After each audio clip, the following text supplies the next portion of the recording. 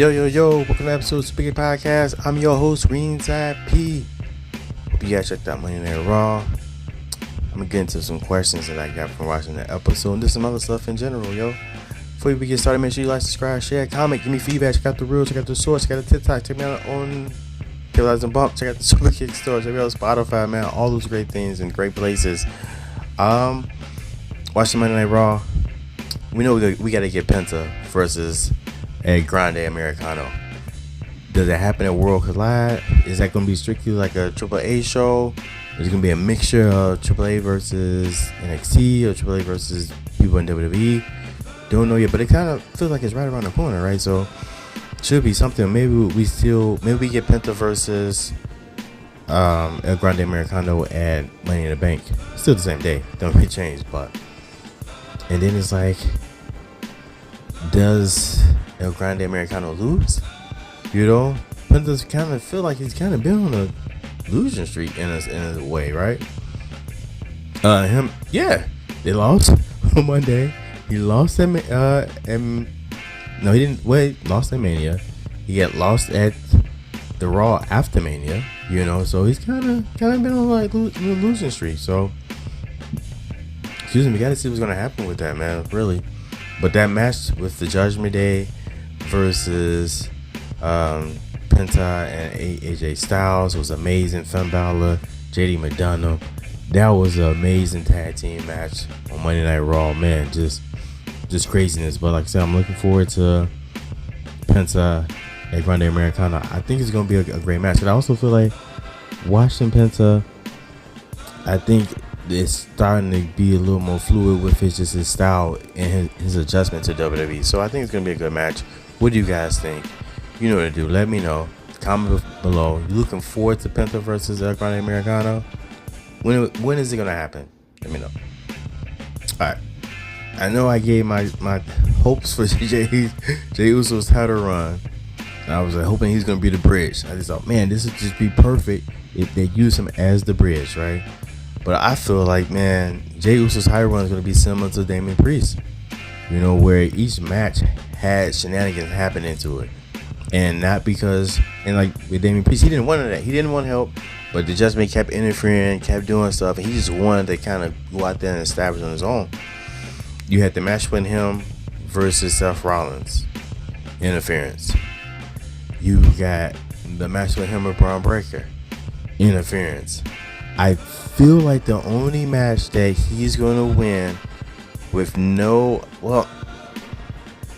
I can't even say without interference. There's going to be some Logan Paul shenanigans, right? But that's going to be the only match I feel like they don't end like in like DQ, because he hasn't won a match yet as champion. Now that I think about it, you know, in the DQ he won by DQ, but he hasn't won a match by pinfall submission yet. So DQ last week, DQ against Seth Rollins. He will get the pin against Logan Paul, I believe. Then you gotta fight Gunther after that, which I think is gonna be interference in that as well. Yeah, man, this isn't the type of run that I was hoping for Jay.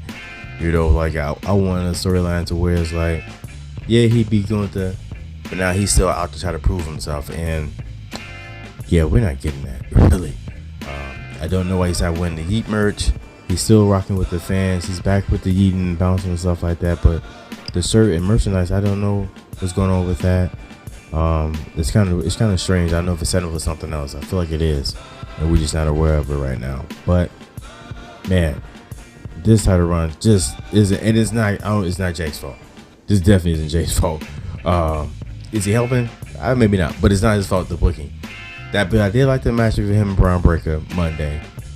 But like I said, man, I just need more. I wanted to see more people be involved, him wrestle more people. I can see them trying to put a focus on the World Heavyweight Championship. You know, you got Gunther involved, you got Logan Paul involved, you got Seth Rollins involved. So you got them all kind of like fighting over who's going to get this championship, which is cool. You know, you're trying to elevate the championship, but man, what do you guys think they need to do to turn this Jey Uso title run around? Don't say take the belt off of Jey. That's not what we're doing right now. We're trying to give a solution to make the title run be better. What you guys got? Let me know. And while we on the subject of the Raw Heavyweight Championship, we know it's never been on the same level as the, I guess now, Undisputed Championship, right? So how do we get to that level? How do we make these two championships be equal? Excuse me. I almost kind of want to say it right now. With John Cena with the Undisputed Championship, it might be less. It might have lesser value than the World Heavyweight Championship right now for the first time. But I still don't feel like the World Heavyweight Championship is where it should be. For it's just being prestigious and whatnot, you know. So who can do that, right? I feel like, think about, Seth Rollins probably gonna get that title at some point. I don't think Gunther can do it because he just hasn't had the right opponents and it just hasn't been the right story, right, to do it. I think Seth Rollins is the key to making the title be elevated and feel important, right? But not him own it, not him with the title per se. It's gonna be the story that encompasses him having the title. So I mean, there's really two people I feel like that could do it, one more so than the other. Can CM Punk help elevate the World Heavyweight Championship? Possibly, right? I also kind of feel Roman can do so too, and I think that's a good story with either the two of them, either Punk versus Rollins or Roman versus Rollins, or maybe in a triple threat, SummerSlam or something like that, or a little further down the line. But I feel like that's the only way to really, those two guys are the only two guys I feel in the company right now can elevate that title to where it should be. Even with Money in the Bank looming, you know how much I feel about Karrion Kross, and I want to see him push to the moon. But if that title doesn't mean nothing yet, I don't know. Ain't nothing to take away from him. I don't know if they're gonna do right by him enough to make the title feel as important as it should be, man. But who is someone that you guys think can elevate the title? If you guys think the title is kind of like right now, so let me know, man. Still sticking with the World Heavyweight Championship, still, right? So talking about Seth, and when do you guys feel like he will get the World Heavyweight Championship, if he should get that title, right? With the title not feeling, like I said before, as prestigious as the Undisputed Championship, I think Seth should get that, right? You want him, if this is to reward Seth for all the work that he's been doing, been putting in, he has to get the other championship, I feel like, right? And to when does that happen? Because he's not really a heel. He's not really a face. He wants WWE. He wants to preserve WWE. He wants to save WWE. And you have one person that's out to try to ruin all of that, everything that Seth has worked hard for, which is John Cena. Does that match cook? I don't know, but are they solely trying to turn John Cena? He's having conflict internally with himself about what he's doing, what he's done, to possibly set up John Cena versus Seth Rollins, later on. Like I said, I feel like Seth should get the Undisputed Championship because I think that is high. It's higher than the World Heavyweight Championship, and I think that's what is a good reward. You've been doing what you've been doing. WrestleMania 40, man. Look at it. He wrestled, torn knee, all jacked up, put his body back all jacked up, put his body on, help Cody Rhodes. And wrestled the night before. He wrestled the night before, tag team match. Wrestled during the day in the first match against Drew McIntyre. Then came out and helped Cody Rhodes, win the championship night 2. Seth did it all last year. Felt like he came back early just to help along with the CM Punk storyline and kind of help Damian Priest and the whole situation with CM Punk and Drew McIntyre, and Seth was a part of that too as well. So I think this is his just due, his reward, and his reward is to get the Undisputed Championship. I don't see that for the World Heavyweight Champion. Plus, you got the draft coming up, you know, and you just don't know what's going to happen in the draft. And I feel like it's hard to kind of still believe that Seth's going to be on the same brand as the World Heavyweight Championship. But you never know. You know, what championship do you guys want to see Seth Rollins get? And when do you think he will achieve that goal? Let me know. My last topic for today's episode of Superkick Podcast is, where in the world is the Y6? Where are they? Where's the Y6 at, man? Like, they've been gone for a minute.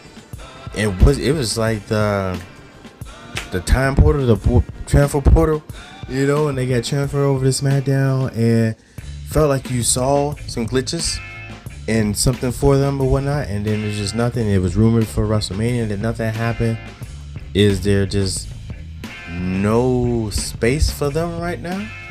And what does that mean on SmackDown? Like, I feel like SmackDown is a totally different atmosphere for the Y6 than what it was on Netflix on Monday Night Raw. I felt like it was just a better fit on Monday Night Raw. There's no real factions on SmackDown for them to even like kind of go against, you know. You just be putting bodies together for them to go the feud. Well, I don't know, man. Like, I was into it and felt like they had a direction, and I'm all about the spooky, you know. And maybe the spooky didn't play out, and it kind of turned into them kind of being disranged and misfits in a way. And they had the vignettes of them talking and like the tapes and stuff like that, and that didn't even finish all of those. Like, Howdy and Rowan had a great one. I think Dexter Lumis might have had one too, and then no one else had one really either to go along with them. So that kind of fizzled out, and then they lost to the Final Testament, and then that was over. And then I thought there was gonna be more than that. It was nothing after that, and it's just like, yo, where is the Y6 at? You know, what are they doing? There's nothing. Maybe I just need to be patient, you know. But are you like me? Are you wondering where the Y6 is at? Are you over the Y6? Is it too late for them? Is there anything that the Y6 can do to come back and they can feel like relevant or exciting again? Like, what do you want to see from the Y6 if they come back again? You know what to do, man. That's really my last thing, you know, for tonight. And a topic I gotta say for later this week. But man, thank you guys for rocking with me, tuning in, checking out the reels, checking out the shorts. I gotta do some more reels. I got one that keep popping in my head, so I gotta put it out there because it keeps popping up. So like I said, man, make sure you guys like, subscribe, share, comment, feedback, all those great things. Until next time, man, adios, peace, thank you.